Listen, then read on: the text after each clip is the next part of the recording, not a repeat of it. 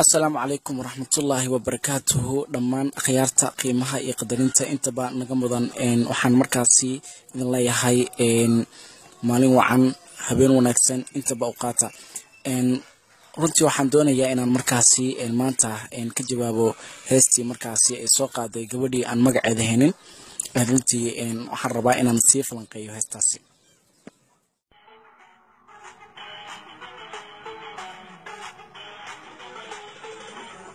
Banoni aidelan sigis bag istakenan banoni aidelan sigis bag iskaraadiyaan runtii waxa la yaabaa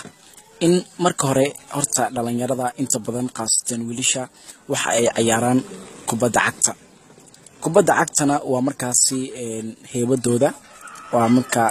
wiil walba oo soo baxaya waxa uu ciyaaro kubadda cagta taasina waa heebadiisa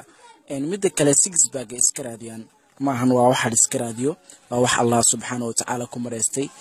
markaasi dhalinyarada in ay markaasi iska dhisaan haddana caalamitada waa caafimaadka jirka isla markaana inta badan jirka uu ku dhismo marka waxa ka qaldan in markaasi banooni dhalinyaradu ay ciyaaraan in la sheego runtii waa iska cadahay wadooyinka hada tagto markaasi wad arkaysaa markaasi dhalinyarada qaasatan wiilasha oo markaasi kubadda cagta markaasi u sii hasaabaya ama u sii socda runtii marka gabadhaas waxaan filayaa inay markaasi ku qaldaneed delan naga haybadsada banoni aidelan sigis bag istakenan banoni aidelan naga haybadsadan kaliya waxaan la yaabay naagahe badsadaan horta ninka ragga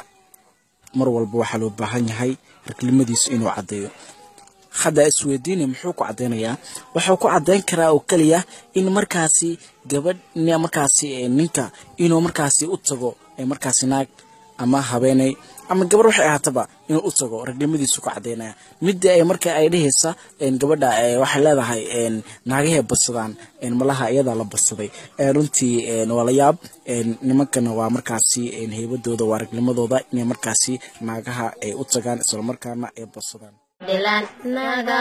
haybadsadan animaka aqliyar nin harqan la marabo animaka aqliyar nin harqan la marabo sagsaga qabdaray u saara midda markaasi aad ii soo jeedatay isla markaana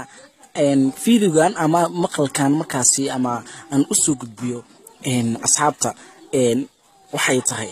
aniga ma ka aqli yar oo nin halqaan rabo sagsaagana way qaldaan waxaan filayaa gabadhaasi inay aad u qaldaneen because qofka waxa fiican faankiisa iyo waxtarnimadiisa waa in islaahataa maxaa yeelay qofka hadduu faan badan yahay waa inuu lahaadaa wuxuu ku faano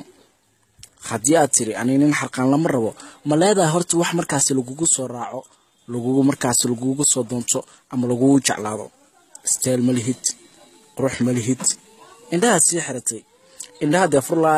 furleed waxay ahaaleed dhinac baa u raaci lahayn tusaalahaan waxaan ku dhilaynaa farxun tahay waa qurxan tahay laakiin malihid midda kale inta badan raggu waxay jecel yihiin markaasi inta badan raggu waxay jecel yihiin in markaasi gabdhaha qurxoon dabeecadda leh haddaba isteelka ka dhisan marka lagu dhahayo wax kala maahan macdanta kore markay leedahay kale si aada markaas u soo jiidaa ragga macdanta gadaal gabadha midaas intaba kama arko midda kale waxa xusid mudan go'a ay wadato misana baatiga ama diraca ay wadato gorgorada ay sidato yaa soo talay aan isweydiino waa harqaanlaha gabdhaha xaggooda sharaf ayuu ka leeyahay runtii gabadhaana ma aqaano waxay markaas ku dacayadeynayso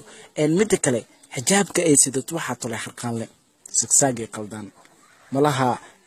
gabadha waxbaa ka qaldan ama sigsaag kale laga qalday oo markaasi asarbeeba ma aqaano sigsaagay qaldaan wax kale in laga qalday